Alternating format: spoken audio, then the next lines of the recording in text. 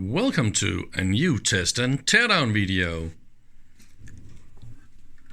This one is a Stroboscope type 54A from DISA Elektronik Copenhagen. So I believe this is of course this speed. It blinks with this discharge lamp. But they have explained the blinks in revolution per minute. So it's of course for something that is turning. So you can check how fast it's turning.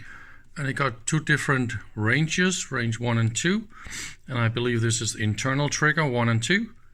This is the high and the low calibration pot meters, I guess. And then you can also go line. So that will be what, 50 blinks per second. And this is number 2 again, and external. So let's look at the back. It's actually quite heavy and also quite big for what it's doing. So it's running off 220 volts AC. We got an on-off switch, and this is the internal trigger. I mean external trigger, obviously. And the lamp, so as far as I can see, it is using the old mains plug. So this was actually a standard mains plugs back in the 50s and 60s here in Denmark. I've seen these, I've seen those a lot of times. I think actually I got one of these connectors as well. But I don't know exactly the connections here. So I need to take this apart before I power it up. So I can't just test it before we open it. And look what I found. One of the discharge tubes. So I should be able to test this. If I am lucky, there's something in there. And now we're inside. It's a really beautiful, classic mechanical solution of a little tube product. So that will be the trigger oscillator tube and a very nice rectifier, double rectifier tube, big heavy transformer. And oh yeah, look at this. See, there's a gearing when I turn around here. So this, I think it is this part that's actually the gear. And those wire wound pot meters, they're very, very linear and super accurate. And the way that they are made here is actually always working. It's a really, really good construction. What I found really, really cool, look at that down there. This is not a relay, but a kind of vibrator indicator. I don't know if we can, yeah, here we can see this. So there's this metal spring blade. See, and it is connected to the magnetic side of this inductor. So let's see what it's doing. Oh, let's pull out the tube. It's a little bit in the way, right? See. So this one can do like boing, boing, boing, boing. And it goes out the window here. So this way you can take your stroboscope and fire it at this window, and then you can see this one is standing still, so you know the system is working. It is in sync and it is working. Isn't that just a brilliant way to do that?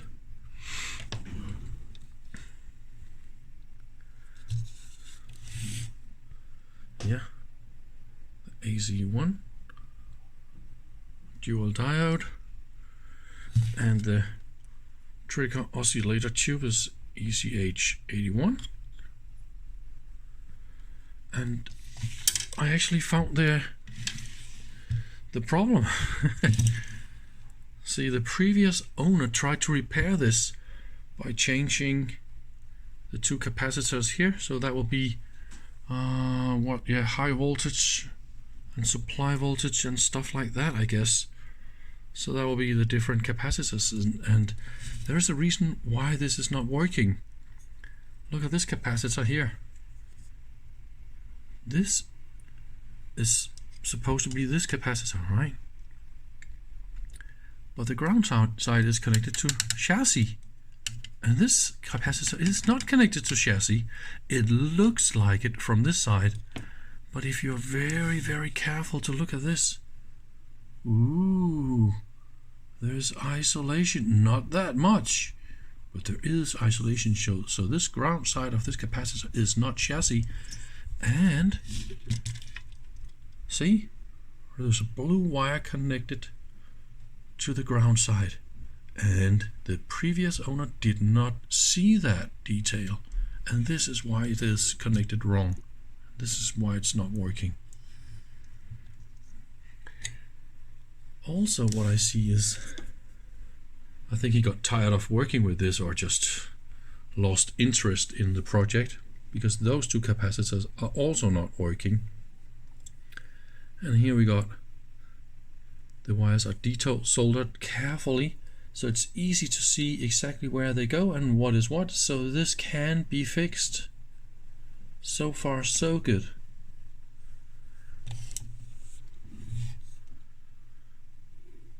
And for timing, so that will be the low and the high timing, and we got different timings, the fast and the slow. And look, we got high accuracy, specially made capacitors. Look at the tolerances, a 0.5% on the values here. They're specially made high voltage film capacitors made for 0.5%. Wow, that is something. And we also got some big ones here. What is that? 30 nano. I don't know if I can get this in focus. And what is the other one? Wow, they're just really beautiful. Yeah, both of them are 30 nano. Tolerance of 0.5%. Wow. And I don't know about you guys, if you know this company called DISA. It's a like an engineer company that makes special high quality, high accuracy instruments. Back in the 60s and 70s, they still exist today, but they don't know this product. We have been in contact with them and asked them if they know anything about this product, and there's no documentation at all they can find, by the way. But they really went all the way when it comes to accuracy. And also those resistors, they are super accurate and stable. So they did not use cheap stuff here. But I don't know exactly how to connect the tube. See, this is a series resistor that goes to the center voltage, and this is the DC voltage here, and this is, I don't know really. So this will be the trick, right? Because it comes via a capacitor and it goes to the trigger tube. That is probably the trick, and those will be the high voltage for the gas discharge tube like this. So the little thin wire here is the trigger. So it could be interesting to see if I could make this fire up. Maybe I should just measure those two capacitors. Are they really working, or are they really broken? And then maybe just put those two wires here and see how much this blows up.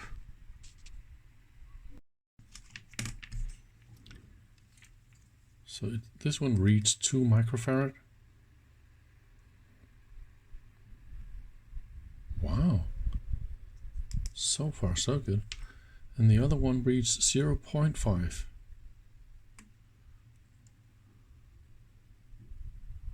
It's difficult to get a good connection. Haha. Can you see that? So that is also okay when it comes to the capacitance. But how about the serious resistance and all that. So this is not a proof the capacitor is like really good for high currents and stuff. But I think I'm just gonna solder these in and try and see if I can find the wrong connected minus for that one, because I believe that is why it's not working. See, this one is 50 microfarad, so this is the 68 they put in, but this ground is not supposed to go to this one. Definitely not. That is the problem. Just wanted to show you a little trick here. It is a classic problem with tube gear. The cans are not connected to chassis, and it's really, really difficult to see. So when you're performing all sorts of service on this, just check. So this one, oh, there's not even a connection here. So I think this is just because I have a bad connection. So this one is connected. Okay, let's go to this one. See, this is not connected. And there's only one wire coming out of it, right? So, I mean, this is why it is not working. So, yes, definitely I need to fix this. So that will be the big one here. That's replaced with two new ones. I just checked both of them. So it's 48 plus 48 to ground. And let's just look at one of them. I mean, it's 49 and 0.2 ohms today. I don't know, 60 years later. And both of them are perfectly fine. So why would you replace this one? I don't know. And here's the other one. It is called, what, 50 microfarad? Only 250 milliamps. So I wouldn't expect this to have a very, very low internal resistance. But look at that, 56 microfarad, 1 ohm. So why would you replace this? Let's try and measure the one that they replaced it with. So a brand new 68 microfarad is what, 65, but a half an ohm. So it's double as good for current. Great. But I don't think you need that. So I believe I have connected everything correctly and back into original state, since I didn't find anything wrong with those two capacitors. I think I'll do exactly the same with the two in the bottom, but first I will measure them much more detailed, also for internal resistance. So I think everything is restored, everything is connected. I double checked distances of all components and such. This is on.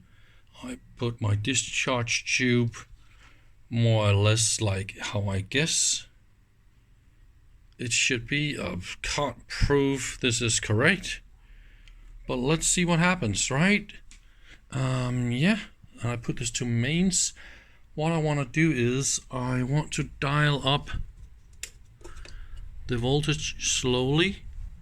Let's see if there's any misbehaviors.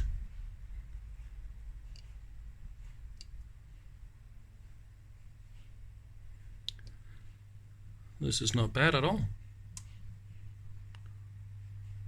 220 watts. So I should expect to see filaments, right? There is no... Oh yeah, look! Can you hear this? Humming. So it's moving in here. Wow, that is good. But I don't see any light in the rectifier. Yes, I do. But I don't see any thingy on the lamp. Let's try and put this into internal.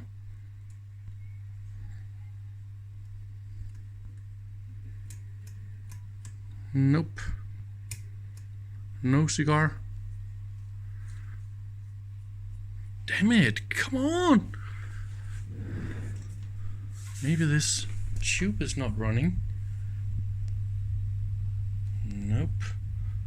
Let's do a little bit more check up here. But okay, this is what it's doing. So this is the 50 Hertz. So what you can do when you see this one moving, and this is moving always to the mains, then you can of course change the different stroboscope effects and then see the effect of this. Of course it's gonna work at all multiple of the 50 Hertz, right? Then it's gonna go in sync. So that is a really smart way to do it. So rectifier is working, we got all the high voltages working, but I also measured 6.4 volts on the ECH81, but there's no light in the lamp. It's that easy. So all we have to do is take a new tube. Oh, by the way, I also took my ohm meter and measured the filament, and it is disconnected. So here's a new ECH81. Let's plug it in and see if there's it's time for a...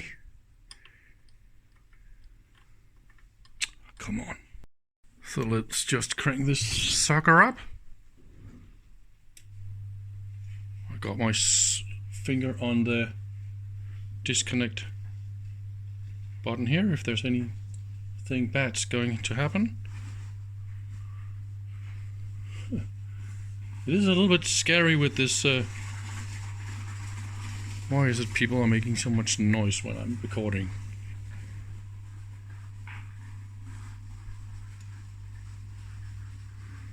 Hey,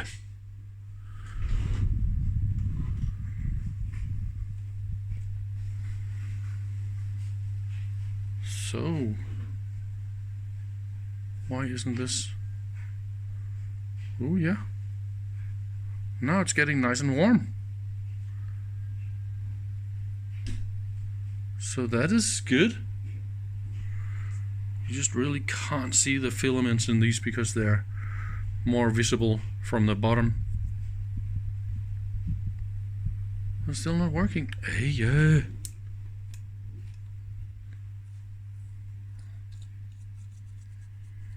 no luck. I now know what is the problem. It was not my new tube that was getting nice and warm. It was actually because I had it in my pocket. It was nice and warm. Oh, what a dummy, man. Listen, look at the pinout. Any idiot will see this. Look at that. This is filament. And up here is filament. Those two are connected together. This is not the pinout for an ECH81. Not at all. Hey man, filaments. That will be between these two. So there's 0 volts for filament. What? This is not the right tube. And look, so that cathode goes to ground, and that cathode goes to ground. This is the anode. This is the anode. So this is a dual triode we need to find. Not this shit. This is not the right tube. It's a completely wrong pinout. Oh no! So now we have established the correct tube cannot be an ECH81 because it's got completely different pinouts. So let's figure this out. This got the classic 4 and 5 together, and filament is pin 9. So that will be the 12 volts or the 6.3 volt filament system. So that means it is definitely not an ECH81 because it got filament between these and no filament on that pin. Also, I believe this is an anode and this is a grid, and this is a cathode and cathode over here. So this is the other anode and this is the other grid, right? So this is a triode and a triode. So what I think was right here, I think it was definitely 81, but it's ECC 81 because that matches the pin out here. So this is what I have now plugged in, ECC81, and let's try and power this up and see what happens.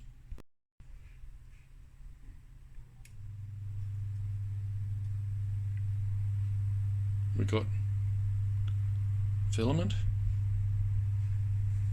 in both sides. It is heating up.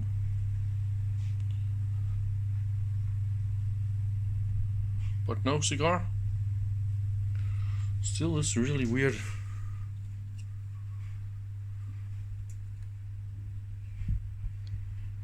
Nah. This sucks. There's definitely something else that is broken in this one. So I can't really waste any more time on this shit. Damn it. Could have been fun.